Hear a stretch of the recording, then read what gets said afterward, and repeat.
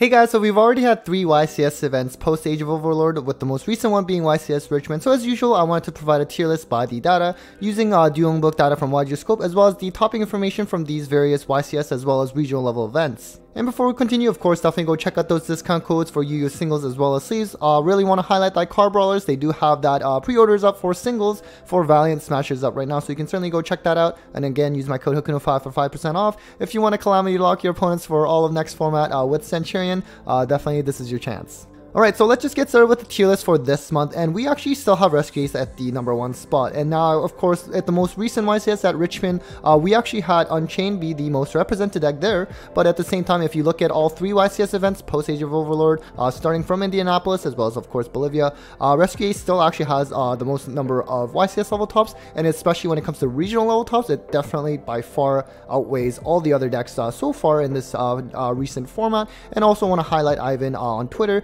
You can certainly go check them out. Make sure to follow those spreadsheets in terms of all the YCS and regional level tops. Anyways, Rescue Ace really strong. You have something like, it's able to set 4, of course, but the new Diabell Star slash Sinful Spoils engine really makes the deck a lot more consistent. And from my time when I surveyed those Rescue Ace players, consistency definitely was one of its prior issues, which has a lot of it has been solved now with that new engine. So really strong contender. The next one then is actually Unchained. This has, of course, actually kind of fell off a little bit in terms of YCS Indianapolis, but maybe that partly had to do with kind of like the new toy sort of thing with Rescue Ace getting that of course post Age of Overlord, the Sinful Spoils engine, and that was really popular there. But I think Unchained has sort of kind of come back again, because of course we cannot sleep on it. It's still a very strong deck, and it's definitely deserving of its tier 1 spot, and I believe it actually had the second most YCS level tops as well. And online also does really well in terms of performance at 57% win percentage, and very close behind is actually also Tier Elements.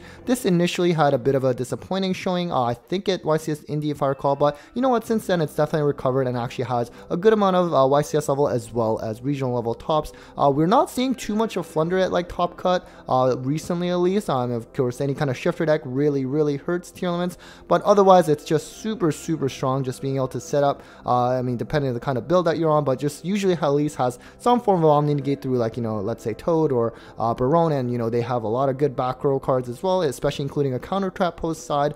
So nonetheless, very strong deck. Definitely something that I think is still warrant of some hits on the ban list, on the future ban list, at least in terms of the Ishizu cards.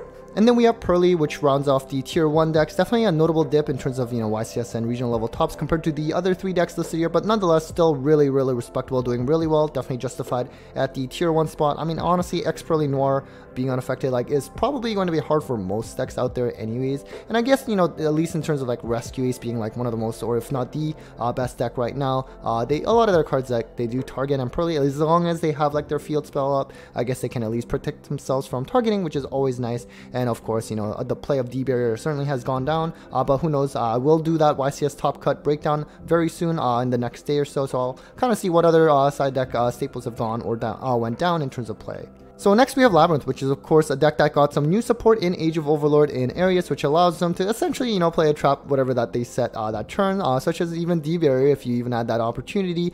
So it is a pretty strong deck. I actually recently did a video where I surveyed Labyrinth players just to gather their thoughts in terms of, key strengths, key weaknesses of the deck, which hand traps and, board breakers are really good or bad against this strategy. So definitely go check that out. I think some of the key themes was that, it's of course a very strong, has a very strong grind game, being kind of like a back row oriented deck, but some of its weaknesses being just being able to go second, as well as Ash or Bell on the welcome and big welcome. Next we have Mannadium. This is a deck that of course got a lot of hype with YCS Indianapolis, with Treff finishing top 4, and I believe Hani finished also top 16 or somewhere around there. It is a really strong deck. Droll actually is still seeing play though. I mean, largely has to do with Mannadium kind of coming back as well. So going first, this deck can set up like really powerful interruptions. You have something like Baron, like this pattern. They now have SP Little Knight, which is really strong, and they always have that counter trap, whether they main it or maybe play a post side, but very strong. Unfortunately, can be quite weak to Droll, but there are times where even under Droll they can at least set up something like IP, or rather sorry, SP, and even sometimes even a Baron as well. And then we have Infernoble. This, of course, recently got hyped with Pack doing very, very well with this deck. So huge congrats to you again. I think it's a really strong deck. Of course, my good friend Bester, when he topped the YCS Vancouver with this deck, this is a deck that I've always respected for quite some time. You know, going first, it's always been incredibly strong. One of its weaknesses was that it was weak to Dark Roller, but now post Age of Overlord, you do have access to Angel Ring, which essentially can help play against something like Dark Ruler no more. And on top of that, you also have that same, you know, Diabella Star / Sinful Spoils engine that Rescue Ace is doing really well with. That also helps with Infernoble because they're another fire archetype, and Konami really seems to love fire this year, because we're also going to get that Fire King structure deck coming out end of the year, and that's also a deck that I'm really excited to try out as well. Next, we do have Sprite. This is a deck that, I mean, there's a lot of different variations of Sprite, of course. I know, like, for example, there was a Tri-Brigade Sprite that topped YCS Indianapolis, for example. There's, you know, a Runic Sprite, Evil Twin, whether it's there mixed with that or not. I mean, of course, there's always, like, kind of like the basic, like, Melfi Sprite. And also, there's something with Fur Hire, whichever you prefer. It's very, very versatile. Really, really consistent. Definitely, admittedly, has fallen off quite a bit from its, like, clear Tier 1 days. Really not that long ago, but also it does feel kind of long in that sense. So I think there's always a potential for Sprite. I think in terms of banlist hits, it's probably actually gotten enough hits at this point, but who knows, maybe if it's like a very giant list and they're hitting all the other top decks, maybe they still have to hit Sprite a little bit further, but at the very least, maybe they can just hit like the Runic side of things instead. We also have Floowandereeze. I kind of spoke to it earlier. This deck seems to have kind of fallen off a lot in terms of at least YCS level tops. You know, regional level wise, it's still definitely pretty solid. You know, very good with Shifter. Featherstorm is also really strong. Those two cards, hopefully something that can be addressed on the ban list, but maybe not, especially with, you know, Flunder not doing that well, at least at the YCS level event. Post Age of Overlord, for now at least, you know, you definitely cannot sleep on them, of course. We also have Dragon Link. This is another deck that's actually kind of fallen off, especially in terms of YCS level tops. It is still a really strong deck. Of course, you know, you do have something like, let's say, Rescue Ace, especially at the start of this post-Age of Overlord format, you know, with Rescue Ace being so dominant. Of course, it is a fire-based archetype, so, you know, the amount of Bystials that Dragon Link plays, not really the best against that strategy. I mean, I guess it can kind of come up against, let's say, I don't know, if they Terahertz sends, you know, the Save Worm or something, like that's a dark, so you can get rid of that with Bystials. If they are on the board with Savage Line, which honestly doesn't seem like most of them are, but if they were to, you know, you can always like banish like the Link Karibo, I guess, that they're trying to equip it with. But otherwise, you know, Bystials at least still really good against something like Unchained and Tearlance, and again, they are still sticking around and doing quite well post at least Indianapolis, for example. Against Pearly, not great, of course, in terms of Bystials at least, but you know what, still really strong deck, does require a good pilot, but I think it's always going to be doing very well. So next, we do have Vanquish Soul starting in the Rogue tier, and this deck has some YCS tops already, and you know what, it seems to constantly get like a little bit of YCS tops here and there every format, so you know what, it's still a solid Rogue deck. It actually also got some recent support in Age of Overlord as well, but unfortunately it is a pretty expensive deck for, especially considering that it is Rogue from Wild Survivors. A lot of it actually had to do with, you know, the rarities were like mostly Ultras, which is kind of a similar theme with this upcoming set with Valiant Smashers, like the Centurion. I believe most of them are also Ultras, taking up those spots, so I think cost wise it's kind of similar. And again, you can check out use code Hakuna5 on Card Brawlers to do those pre-orders for Valiant Smashers. Next, we do have Branded Chimera. This deck has definitely fallen off lately. No YCS level tops, some regional level tops as well, though, at least. This is a deck that, honestly, going first, it also got some support in Age of Overlord, by the way. It got a new fusion, which kind of helps with, like, the grind game as well. Going first, honestly, this deck is definitely really good. Just, like, any deck that can hand rip, aka also Infernoble, that, honestly, I find makes such a big difference as well. And Chimera, especially, you know, not only does it rip a card from the opponent's hand, it also does really well in terms of hand advantage themselves, and they can also play a lot of hand traps, and so that definitely creates a lot of difference in terms of advantage with their turn one plays. Going second, I mean, they do usually play like something like Super Poly, which against a lot of strategies can be very good going second as well. So I think it's solid, but nonetheless, I do think that it's definitely, you know, at least especially compared to like some of the decks listed in tier 1, it has always been a lot farther behind from my view, and I think it's finally actually starting to show that in terms of representation. Next, we do have Runic. This one I was a little iffy putting on here, only because in terms of dueling book data, I don't really know if this is also including all the Runic Sprite as well, or if it's actually exclusive to non-Sprite Runic decks, which of course we actually did see one top at YCS Indianapolis, kind of like a pure stun Runic kind of deck. Definitely not the most fun deck to play against, and Runic definitely is a crazy engine. Just the field spell not being a hard once per turn, I think it's a little too much, and just being able to draw that much, you know, Konami has shown they typically don't like draw cards, so hopefully they do hit some form of Runic engine once again. And speaking of draw or excavating, whatever, Pot of Prosperity, hopefully they also hit that too.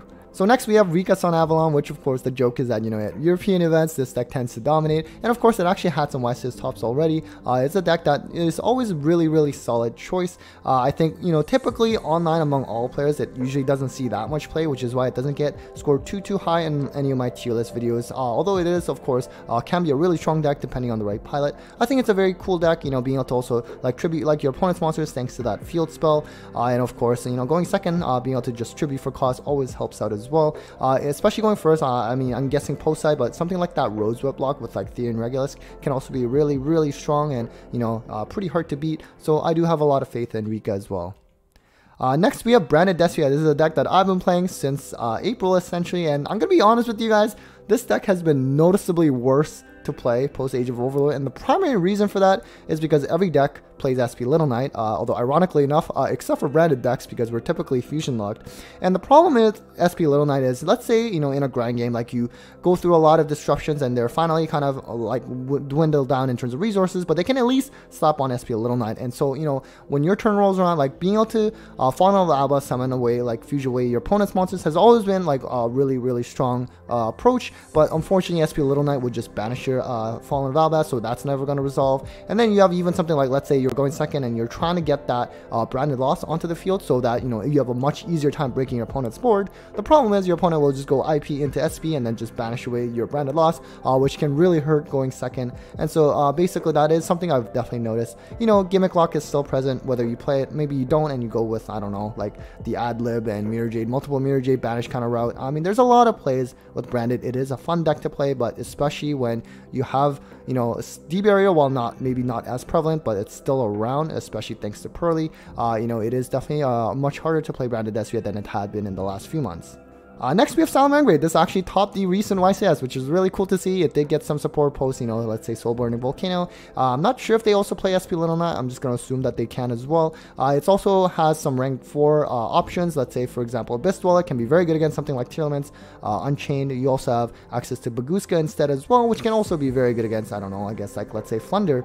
So it is very toolboxy, you know, has some good back row as well. Not nearly at the power level of its tier 1 days, but I think for a rogue option, it's honestly quite solid. The new support, I believe, is actually kind of expensive though, unfortunately, because Salamangreat had always been known to be like a very cheap deck to play, but nowadays I'm not so sure about that one. So next we do have Sword Soul. This actually did recently get a YCS level top, but unfortunately outside of that it actually has struggled quite a bit in the last few months, at least at the YCS level event, and even at regional level event it actually hasn't seen that much success in the last 3 months or so. So you know what, it's still like as solid as a deck can get, very consistent. It's just that it's not really, you know, it doesn't create something absurd or anything going first. So I do think, you know, of course, at least from a budget perspective, this usually is a very good deck from that end. Again, you know, just excluding that SP Little Knight for every deck essentially, which is kind of costly, but other than that, I think it is very solid and a pretty good deck to start out. So next we do have Exorcister, which is kind of cool to see. It actually had a recent YCS top again, and also had at least one regional top that I'm aware of. So you know what, I guess it's kind of like a anti-meta strategy in terms of, you know, it's able to play Shifter. You can even play some Floodgates, like let's say Goes Match, which I guess can be pretty useful to against, like, I don't know, Unchained, Tearlaments to some degree, and even has like an in-archetype like Prohibition kind of card as well, which is kind of cool. It typically does not see that much play online, but you know what, as a rogue option, it is, I think, at least kind of popular. So moving on to the final tier, we do have Hero. Now honestly, let me know in the comments if you also have that one guy at locals that only plays Heroes exclusively like his entire life. I feel like that is like such a common trend. It's pretty funny. I know at my locals there's definitely a couple like that. You know what, Hero as a rogue deck, it's definitely been really solid. I do think that, you know, maybe there's definitely been better formats for Hero than now. For example, you know, like Dark Angel, that spell lock like Pearly can easily out it with, let's say, like Anima, and I'm sure like some of the other top decks out there, they are pretty link focused, or at least have access to links, like generic link to, especially with SP Little Knight being out as well, that pretty much every deck's gonna play. Of course, DP can pop the normal summon, but I'm sure there usually a lot of the decks have ways to special summon out another body, so perhaps not the best there. But you know what, Dark Claw, now that Orion's Heart's gone, it is definitely the best walking Macrocosmos yet again. So it's always nice to have, and again, DP can be very, very strong. Of course, it is, you know, pop-based interruption, which means again something like Unchained and Tearlands, not really the best right now, but it does get support like every 30 minutes, so you know what, at least you hear players have it nice in that regard. And finally, we have Dark World. So unfortunately, it does not have any YCS level tops so far, nor does it have any regional tops, at least that I'm aware of. And so, you know what, nonetheless, I think it's been a very popular deck. Anytime a Dark World deck profile is posted on my channel, it always does incredibly well. I guess a lot of you just really like being able to solitaire and just comboing off and not letting your opponent play. And I have to say, Dark World is the #1 deck that I never want to play against, because honestly, if I lose a die roll and I don't have draw, I might as well just pack up my things. But nonetheless, I think it is still a pretty cool deck. Now, there are some other decks that I wanted to highlight. Again, Mikankul, unfortunately, YGeoScope cannot be formula turned out for this month. So certainly appreciate all of you for watching the video. Definitely a big thanks to my patrons as always for the continued support, and well, take care, guys.